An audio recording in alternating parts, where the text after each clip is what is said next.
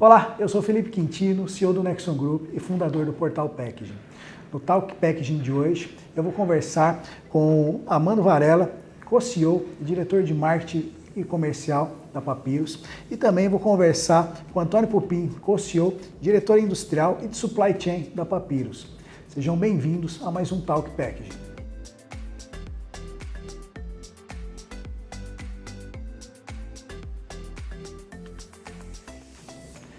Amando, Pupin, obrigado por me receber aqui hoje na Papyrus. É um grande prazer fazer esse bate-papo com vocês. Ok. A gente que agradece essa oportunidade para poder discorrer um pouco sobre a nossa gestão e sobre os assuntos aí do momento. Que legal. Muito obrigado, Felipe, por nos convidar. Estamos à disposição aí para conversar um pouco e trocar umas ideias sobre o assunto, sobre a Papyrus e sobre o mercado. Legal, bacana, Amando Pupin. Eu queria começar com a gente falando a respeito da liderança compartilhada, né? Eu queria que vocês comentassem um pouquinho como é que funciona aqui na Papyrus esse modelo aí de liderança compartilhada. Bom, Felipe, a liderança compartilhada como modelo de gestão, ela foi implantada na Papyrus em 2016, 2017. Nós trabalhávamos com uma pessoa que era o CEO da empresa e nós três éramos os diretores, né, junto com ele da Papyrus. E aí nessa época ele resolveu se afastar, ele passou para o conselho, fez um acordo com os acionistas, né, e foi para o conselho. E aí na época a questão era quem seria o CEO, né, no lugar dele que estava indo para o conselho. Nós conversamos nós três aqui e tentamos descobrir se era possível que nós três dividíssemos a função estratégica. Aí fomos procurar empresas que trabalhavam dessa maneira, tinha um cliente nosso aqui no Brasil que trabalhava assim, tinha um outro cliente na Europa que trabalhava dessa maneira, buscamos literatura, conversamos com as pessoas, fomos visitá-los e fizemos uma proposta para o conselho para que nós três, porque aqui somos dois, mas tem mais o Rubens, que está de férias, por isso que ele não está aqui falando junto comigo e com o Pupin, fizemos uma proposta de que a parte estratégica da Papyrus fosse dividida entre nós três. Então nós chamamos de liderança compartilhada e gestão autônoma. Então cada um tem a gestão da sua área, lida com seus problemas e toma suas decisões, e depois na hora de decidir as estratégias, decidimos em conjunto. Ou por outro lado, se eu faço alguma coisa que não está agradando a empresa os resultados, os dois têm que me cobrar, é a mesma coisa, fazemos assim com os três. É uma maneira diferente de fazer a gestão, mas que tem uma série de vantagens, né, Pupinho? Sim, sim. É um modelo que nós realmente arriscamos um pouco colocar essa proposta para o acionista e para o conselho na época, mas a gente tinha uma vocação, né, que poderia dar certo e ser um modelo, digamos, inovador, como o Amanda comentou, porque já havia um benchmark sobre esse tema. E foi acolhido, né, principalmente pelo acionista, apostou na proposta e a gente vem já desde 2017, né, Amanda? Sim, 2017. Fazendo esse modelo de gestão. 7 anos aí, bem dando certo, né? Sim, sim. Bem ainda. A gente acha que se a gente vamos dividir, né, dá certo ou não dá certo, né? Então, do ponto de vista da gestão e como flui a gestão na empresa, eu acho que é um exemplo positivo, né? A Papyrus tem uma cultura participativa, sempre teve, Sim, né? Mesmo o acionista, que é o seu Dante Ramenzoni, ele já tinha uma gestão participativa há muitos anos atrás, a maneira que ele fazia isso. É um pouco da cultura da empresa. Então, quando a gente começou a trabalhar na liderança compartilhada, a participação dos três em todos os assuntos já vinha sendo tocada nessa cultura, né? Nós temos 3 valores aqui, só para nos referir um pouco à cultura. Um deles é relações de valor. A gente preza, tanto internamente como com os clientes, manter relações de longo prazo e que sejam duradouras. Outra é flexibilidade, a capacidade que a gente tem de se adaptar às situações que estão acontecendo, às situações de mercado, aos nossos próprios problemas, né? E a terceira é o DNA transformador, que é a ideia de pegar paras de papel e transformar uma coisa que é usada em coisa nova. Legal. Então, essa capacidade de aprender a fazer isso, de se modificar, né? de a partir de uma coisa que era de uma forma, transformar em outra. Então, a gente tenta exercer na nossa liderança compartilhada esses valores. A gente sempre remete aos valores da empresa, sempre norteado por pelos valores. Os valores da companhia acabam guiando todas as decisões, né? A gente procura ser perseverante nessa Se linha. tem alguma dúvida, é só voltar para os valores. Sim. Volta aos valores. E como a gente tem afinidade com eles, a gente gosta de falar deles, ou gosta de trabalhar com eles, porque acho que nós três temos afinidade, mesmo quando a gente está brigando sobre temas, que é mais comum, como o Rubens está aqui, eu posso falar mal dele, entre eu e o Rubens, então como é mais comum assim, e o Pupinho é o cara que é o fiel da balança, normalmente, então a gente, mesmo brigando profundamente sobre, ou discordando, vamos dizer assim, sobre uma questão, a gente está sempre discordando para conseguir fazer um acordo. Não é para ter uma posição, né? Então isso é uma coisa que tem nos ajudado muito. Tem uma outra coisa que o Rubens gosta de trazer para a gente, né? Sim. Que é, na liderança compartilhada, uma coisa que nós precisamos aproveitar é que 3 cabeças normalmente têm mais ideias do que uma cabeça só. Com certeza. E se a gente tiver capacidade de respeitar, né, Pupinho, as Sim. ideias, O que a gente testa e já vive isso é o seguinte, um exemplo, o Amando surge uma ideia, uma proposta, sempre que ele traz para eu e para o Rubens, e o inverso é verdadeiro, a gente procura contribuir para melhorar aquela ideia e nunca de isolar ou vetar aquela ideia. A gente trabalha com esse espírito, né, para tentar melhorar. E aí a gente vai tentando agregar, contribuir com ele. E sempre tem surgido coisas E com certeza, né? melhores. 3 pensa muito melhor, né? você tem mais chance do contraponto, né? Contraponto. Não que o contraponto seja fácil, Sim. porque algumas vezes você está muito focado na solução, você sabe que é aquilo que você vai resolver, mas ele tem uma divisão diferente, o Rubens tem uma visão diferente, então às vezes dá um pouco mais de trabalho, mas normalmente a resposta final é melhor. Legal. O consenso acaba trazendo uma solução mais agregadora, né? Ou de melhor implantação, alguma coisa assim. Esse modelo de gestão compartilhada, ele é replicado em outras áreas da companhia, em outros níveis também, ou não? A gente tem feito boas propostas para o nível de gestão, né, que é o nível gerencial. Acho que nós podemos nos remeter agora na última formulação do planejamento estratégico que nós fizemos. Dentro do planejamento estratégico surgiu vários projetos que a gente julgou importante para a empresa, para o crescimento da empresa, e a gente usou esses projetos para colocar mais do que um gestor liderando esses projetos, para praticar a liderança compartilhada no desenvolvimento, no planejamento desses projetos. Nós temos, por exemplo, 2 ou 3 projetos que são gestores diferentes, de áreas diferentes, compartilhando as ideias e montando e levando o projeto. Então a gente vem incentivando essa prática também no nível de gestão. Né? Legal. A gente tem aprendido, né, Felipe, pessoal, que liderança é um pouco do exemplo, ou se não é tudo do exemplo, né? Então, quando a gente faz questão de muitas vezes debater temas com o corpo gerencial junto conosco, para mostrar um pouco dessa dificuldade que é em dividir as decisões com mais de uma pessoa. Não é você convencer alguém, mas é você compartilhar. Então, esse exercício que a gente tenta mostrar nem sempre é percebido, né? Porque parece que está tudo combinado já entre a gente muitas vezes, e não é verdade, né? Então, o que a gente tem feito como Cupim Doce? A gente estava pensando em como fazer as pessoas sentirem o que a gente sente na liderança compartilhada.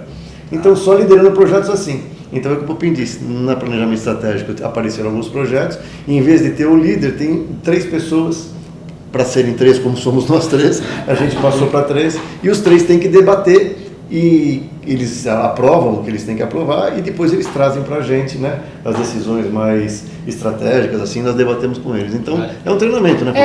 Estamos usando esse meio como laboratório para disseminar isso para a organização.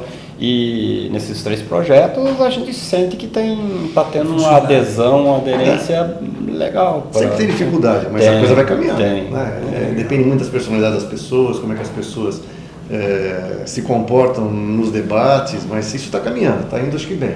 Que legal. E como é que vocês conseguem mensurar esses resultados da liderança compartilhada, tanto na parte aqui de diretoria, quanto na parte um pouco mais de gestão ali embaixo? E como é que vocês enxergam isso?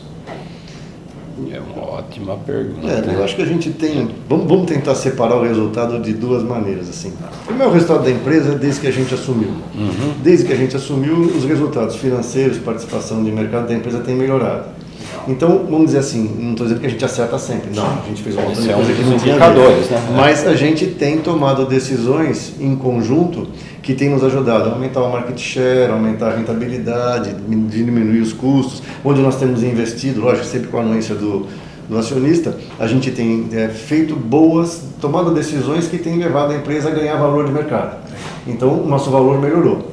Por outro lado, né, Pupim, se a gente pensar na gestão em si, que é como que as pessoas estão trabalhando conosco, a nossa gestão não é uma gestão conflitante.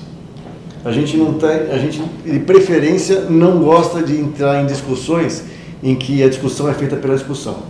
Então, isso cria um ambiente de construção, que é o que a gente tenta fazer. Eu acho que esse é um outro grande ganho que a gente tem. Sim, né? a gente percebe isso, porque a gente costuma dizer o seguinte, uma vez que existe um problema, uma dificuldade, não é do Amando, não é do Pupim, não é do Rubens, na verdade ele é meio que institucional, é nosso. E que forma que a gente encaminha e direciona as ações, né, para isso resolver. Então a gente isola, não personifica o fato ou o problema, vamos tratar ele como um negócio mesmo, né?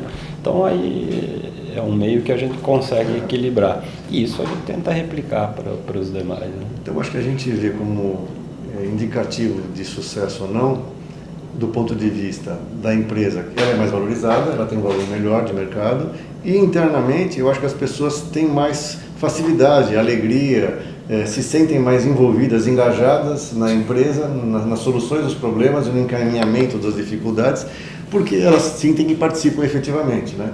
Então, por enquanto o resultado é bom. Eu acho que a gente tem conseguido criar essa cultura e mostrar resultados para acionistas que deixam felizes. Tanto que nós estamos aqui até agora. Que é o mais importante, né? Pois No final da história toda é isso que é o relevante, né? Que bacana, pessoal. Muito, muito interessante conhecer aí esse modelo de gestão compartilhada de vocês. Parabéns pelo trabalho que vocês estão realizando. E agora eu queria falar um pouquinho a respeito de economia circular, né? A Papyrus aí é a primeira recicladora de papel cartão do país, né? Eu queria que vocês contassem um pouquinho para a gente como é que a empresa está inserida com relação à economia circular?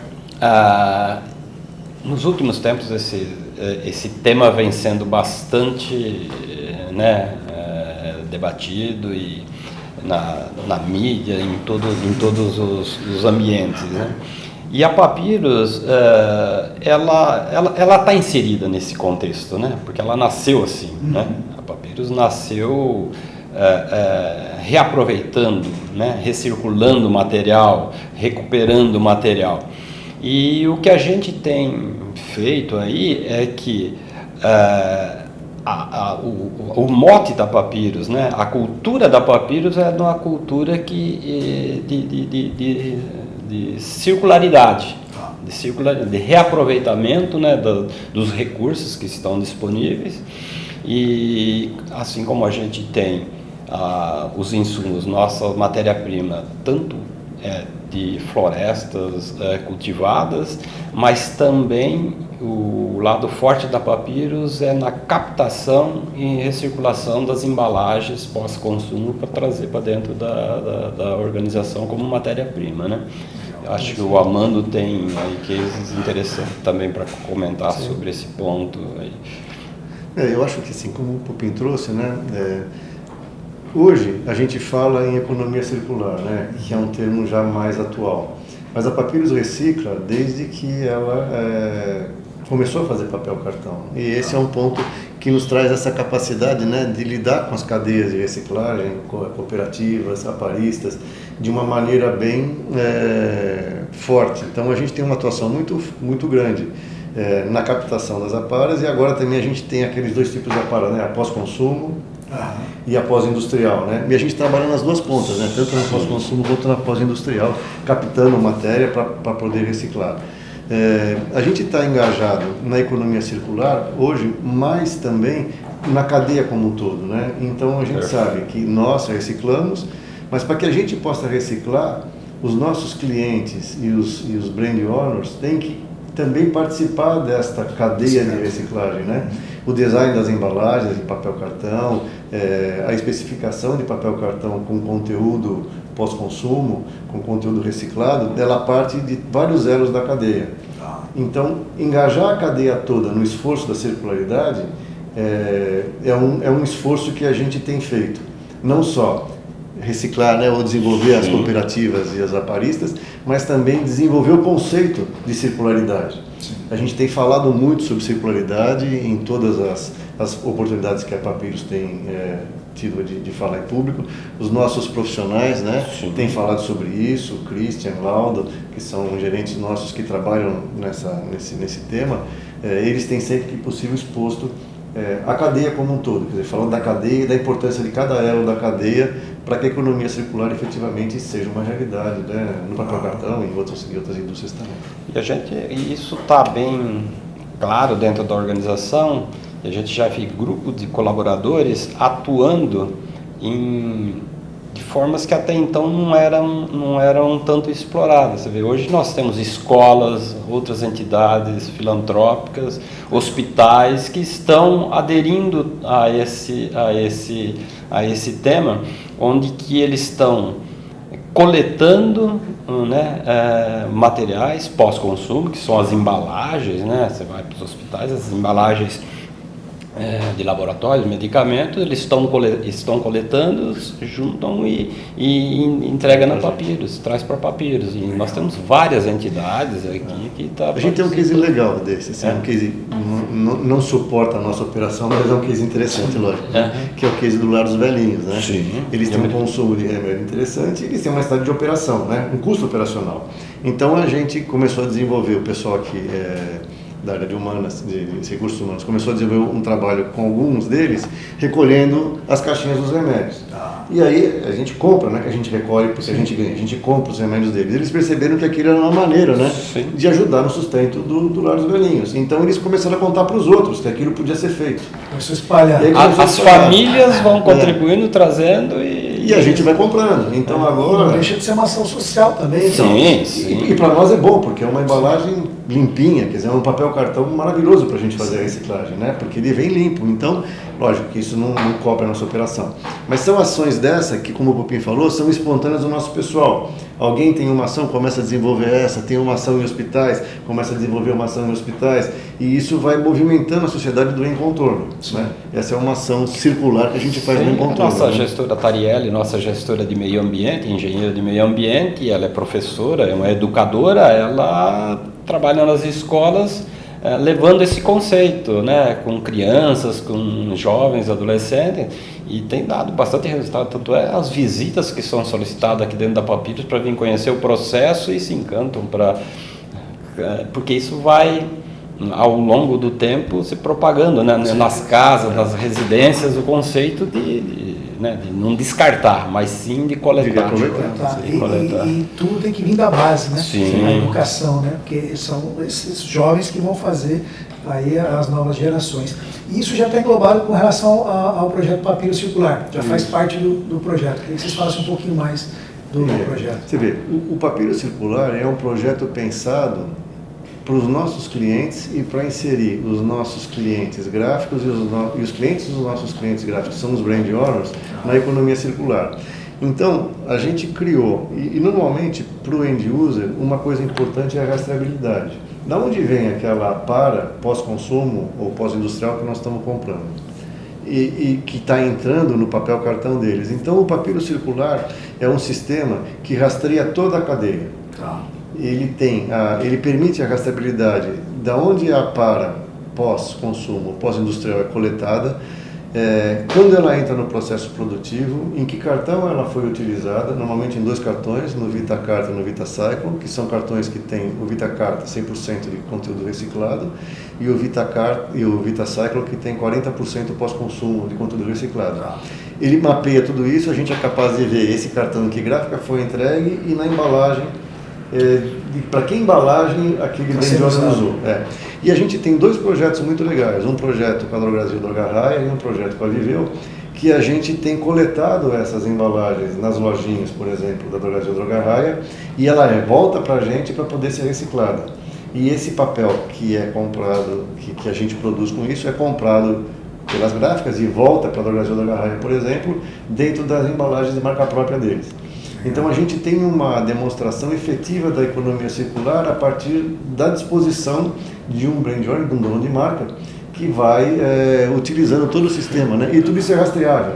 Então é possível que você tenha em cada embalagem, eu sei que isso no remédio não é possível por causa das limitações, mas que seja, você pode ter um QR Code ali, em cada embalagem, que mostra toda essa cadeia. A história de toda a cadeia. De onde vem, quanto economizou de CO2, quantas economias de transporte teve, qual é o volume que foi reciclado, quais são as cooperativas envolvidas.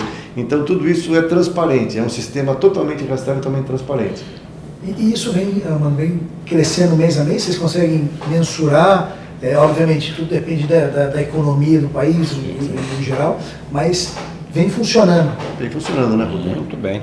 Vem funcionando e ainda que, como o Armando disse, né, citou como exemplo o Lar dos Velhinhos. Ainda não é um volume tão expressivo, mas o que a gente vê muito forte, mais é o engajamento dessas pessoas e querem aumentar esse volume e eles esperam a gente mandar o extrato do fim do mês para eles compararem se for melhor que o mês anterior e tal. Então eu acho que a causa está sendo mais significativa do que o volume. Mas sim, está crescendo o volume. Isso que o Rubem falou, a gente vê também nesses dois projetos. O engajamento dos donos de marca com as suas cadeias de coleta, com as suas decisões sobre a especificação das embalagens, cada vez mais fortes. Então o volume também, nesses dois projetos, de captação e o volume de embalagens produzidas a partir da captação, vem aumentado. E o engajamento de novos brand owners nesse mesmo movimento. Legal. Então é um movimento crescente, tem cada vez mais empresas preocupadas com a economia circular, e a gente tem oferecido uma solução que é uma solução praticamente completa, porque inclusive esse sistema da papiro circular, ele pode oferecer crédito de reciclagem junto com a embalagem, com o papel cartão. Porque hoje toda empresa, né, que coloca uma embalagem no mercado, ela precisa dar conta de que ela seja recolhida. Ou ela faz o sistema de recolher, ou ela adquire crédito de reciclagem, que é uma modalidade que é prevista em lei. E o crédito de reciclagem, ele atesta que, no nosso caso, 40% daquilo que tem na embalagem foi reciclado. Legal. E as empresas precisam comprovar, nesse momento, 22% de reaproveitamento do material que eles colocaram. Então, por exemplo, se uma empresa tem 100 toneladas de volume de embalagem de papel cartão, 22 toneladas ela tem que comprovar que ela coletou e reciclou. O papel cartão vai com 40%, né, o nosso. Legal. O Itacycle, por exemplo. Então, ele já comprova isso daí. Então, ele pode ser adquirido com os créditos de reciclagem. Interessante, bacana. E recentemente também vocês conquistaram aí a certificação de empresa B, né? Queria que vocês falassem um pouquinho, né, o que significa isso, o que impacta no dia a dia da Papyrus. Legal. Foi interessante, foi um trabalho bastante árduo ali, foram 2 anos, né, de atividades para reunir as informações que a gente já disponibilizava, já praticava, já fazia. Porque tem toda uma metodologia, né, do órgão certificador que nos avaliou para ver qual era o nosso ranking para nos habilitar a nos credenciar para uma certificação. Isso foi muito interessante, porque logo no primeiro diagnóstico, levantamento, a gente já tinha um potencial bastante grande favorável, né, para isso.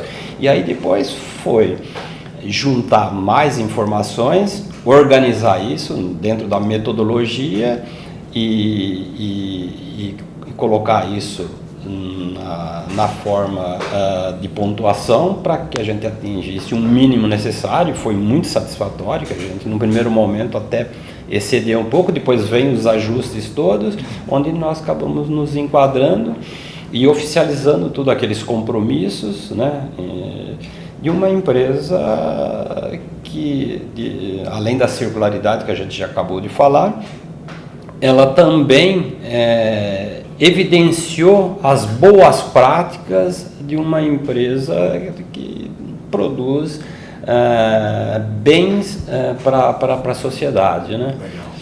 Então foi bastante significativa essa E certificação. também porque no nosso setor a Papyrus é a primeira, né? Verdade. Empresa a ser uma empresa certificada B no setor de papel. Então é muito legal para a gente. E ser uma empresa reconhecida como uma empresa que trabalha com uma gestão bem feita, com valores sociais e econômicos coerentes, é muito bom. Então acho que a gente valoriza o trabalho dos nossos funcionários, valoriza o trabalho de todos os colaboradores e valoriza a nossa postura, a nossa cultura sendo uma empresa B, participando dessa comunidade de empresas B no Brasil. Foi muito bom para a gente. Fortalece muito o pilar o ESG, né, da organização, né, o nosso compromisso de sustentabilidade, perenidade da organização e a atenção com os stakeholders, né, nossos colaboradores todos que estão envolvidos.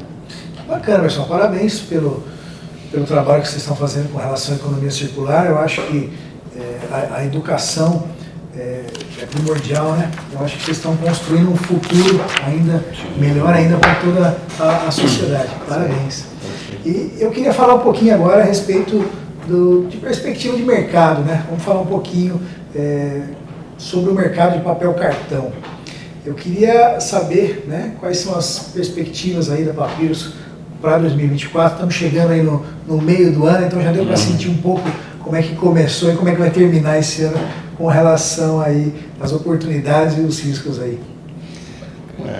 Felipe, falar de 2024 para papel cartão, eu acho que tem que ser inserido no contexto geopolítico mundial. O que tem acontecido, né, na geopolítica mundial é uma grande interferência, por exemplo, da China nos mercados de uma maneira geral. E no papel cartão no Brasil a gente tem sentido a mesma coisa. Né? Então, do ano passado para esse ano, a China tem tido uma produção de muitas coisas, mas papel cartão, que é o que nos interessa, muito grande. E ela tem trazido produtos para o Brasil com um preço muito diferente dos preços praticados no Brasil. E isso tem aumentado o volume das importações. Por exemplo, a gente tem de 2022 para 2023, as importações aumentaram em 37%. E do ano passado para esse ano, nesses primeiros 3 meses, elas aumentaram em mais, acho que 22%. Então o volume importado está muito grande, né? A um preço muito diferente do nosso preço no mercado interno. Isso tem atrapalhado os nossos negócios. E isso é uma visão, quer dizer, a visão China, mas a gente tem a visão Europa também, né? O conflito na Europa tem diminuído o crescimento do mercado europeu. Então sobra papel cartão na Europa, os produtores europeus são integrados. O que significa isso? Eles têm floresta, fazem a celulose e fazem papel cartão. Se você não vende papel cartão, você não extrai a árvore, você não faz a celulose, não produz celulose. Então, eles estão preferindo continuar fabricando e, portanto, procurando mercados fora para vender.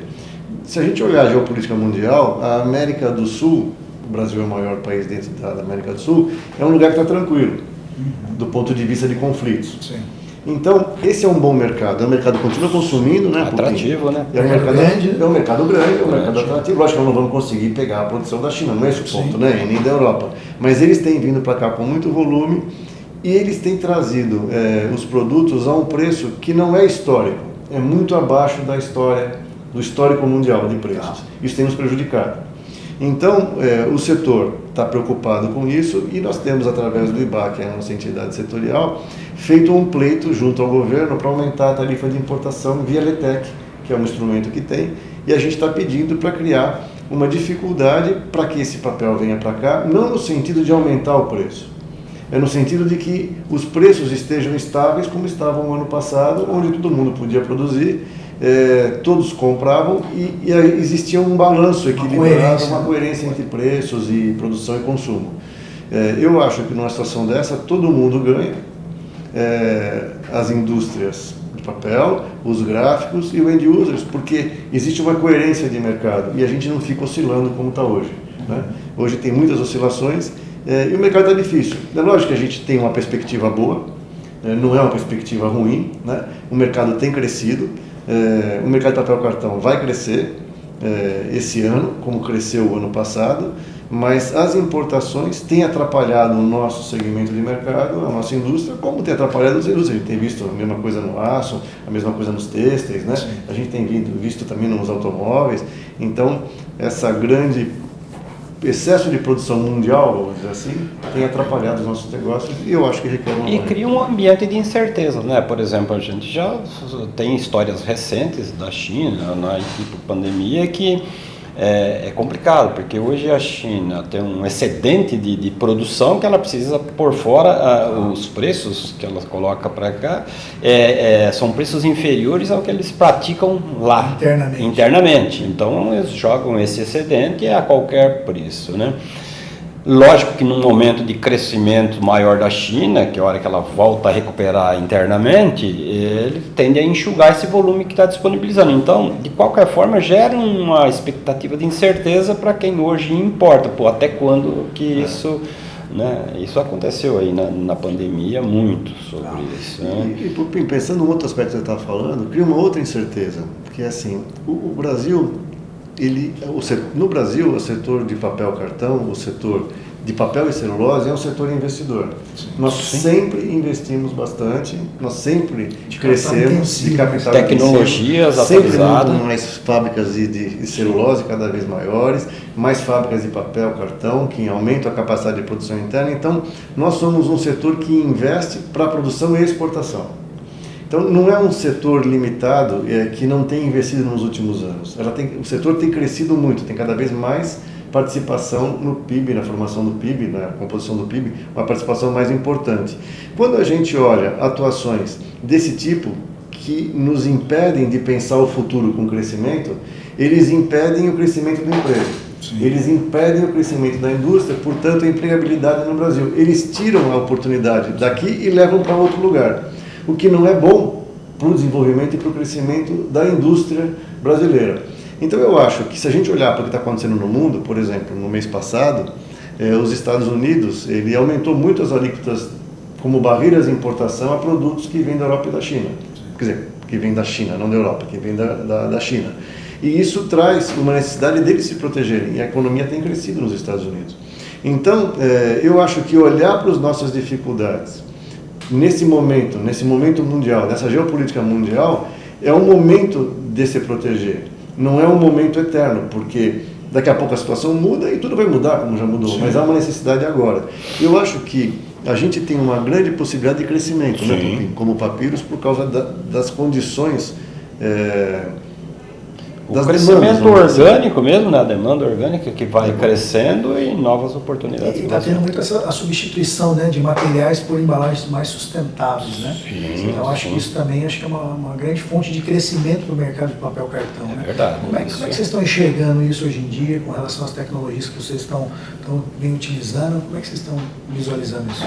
Sim, Felipe. Então, a Papyrus, não diferente das outras produtoras de papel cartão, vem observando bastante esse mercado. Essa substituição, ela é real, é verdadeira, né? O mundo todo está aclamando por embalagens mais sustentáveis, de fácil reciclabilidade e tudo mais. E o papel cartão entrega isso, né? Ele entrega isso. E, novamente, como a Amanda está falando, a gente tem investido em tecnologias para conferir para o produto nosso, o papel cartão, algumas características que ajudam a promover essa substituição, né? Veja só, há grandes investimentos sobre novas descobertas de novas aplicações de barreiras, né? Para proteção do produto que vai ser embalado com papel cartão, né? Então confere uma qualidade para o papel cartão para dar uma melhor durabilidade para os produtos que estão contido nas embalagens. Tudo isso vem sendo bastante desenvolvido. A gente tem estudo, um dos projetos que nós citamos aí na formulação estratégica é essa de aplicações de barreiras à gordura, à água, para dar maior integridade no substrato que é o papel cartão, né, para fabricar essas embalagens e substituir, por exemplo, o plástico e tantas outras que hoje...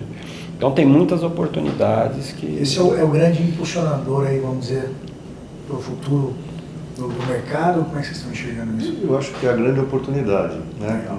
É a substituição. de materiais que não são recicláveis, que não são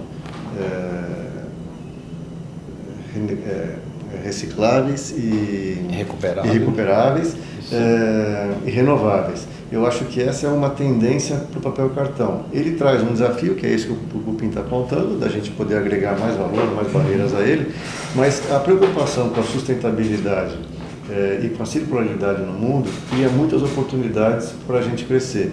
Quando a gente pensa no papel cartão, o papel cartão já é renovável e reciclável, né? A gente agrega um valor nessa renovável e reciclável, que é o reciclador, né? Então, os nossos papéis cartões têm um teor de reciclado. Eles são renováveis, porque vêm de florestas de eucalipto que são renováveis. Ele é renovável, ele é reciclável e, além disso, ele contém dentro de si próprio o reciclado. Então, ele também é reciclado. Eu acho que a gente agrega todo o valor da cadeia, quer dizer, é uma cadeia fechada, né? Sim. E é isso que a gente consegue entregar, está entregando. E eu acho que essa é um diferencial que a Papyrus pode entregar, né? Sim. Cada vez mais ao mercado, contribuindo para a circularidade. E a gente acha que é nisso que a gente tem condição de crescer. Legal, bacana. É nessa proposta. E falando um pouquinho de crescimento aí, para a gente finalizar o nosso bate-papo, como é que a Papyrus está se preparando para os próximos anos? Aí, como é que vem enxergando essa mudança toda de mercado? Então, tem oportunidade, né?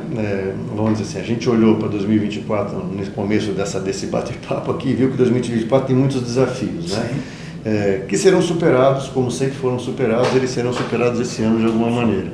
A Papyrus, dentro desse cenário, que ela acha que é um cenário momentâneo, de dificuldades, a gente tem muito mais uma visão do otimismo, né? De que as coisas vão melhorar, porque existem oportunidades na circularidade, na economia circular e na reciclagem. Então, nós estamos trabalhando, um dos nossos projetos estratégicos, que vem do planejamento estratégico, que foi finalizado em 2020, né? Finalizado em 2022. 2022, o último. Isso. A gente prevê um crescimento. Legal. E nós estamos trabalhando firmemente num projeto de expansão da capacidade de produção. Então, a gente acha que o futuro da gente é fazer mais papel cartão reciclado, melhor do que a gente faz hoje e com mais conteúdo pós-consumo. Legal. E agregado às barreiras que o Cupim também colocou. Então, a gente está para entregar para o acionista, talvez dentro de próximas semanas, né? Talvez algumas semanas, uma proposta de crescimento que, avaliada por ele, desde que aprovada pelo acionista, vai nos dar a possibilidade de oferecer mais papel cartão com conteúdo reciclado pós-consumo para o mercado. E a gente acredita que esse é o nosso crescimento, né? Sim. Que legal, pessoal. Obrigado pelo bate-papo. Eu acho que a gente conseguiu explorar bastante aí com relação à gestão compartilhada, economia circular. Falamos aí para finalizar um pouquinho sobre o mercado. Obrigado, Cupim, obrigado, Amanda, por me receber. Parabéns aí para vocês pelo excelente trabalho que vocês vêm realizando. Sucesso cada vez mais aí para a Papyrus. Obrigado. A gente que agradece, Felipe, a oportunidade e é isso. Legal. Muito obrigado pela oportunidade. Muito obrigado. Foi um prazer falar com vocês. Obrigado. Obrigado, pessoal. Tchau, tchau. Tchau.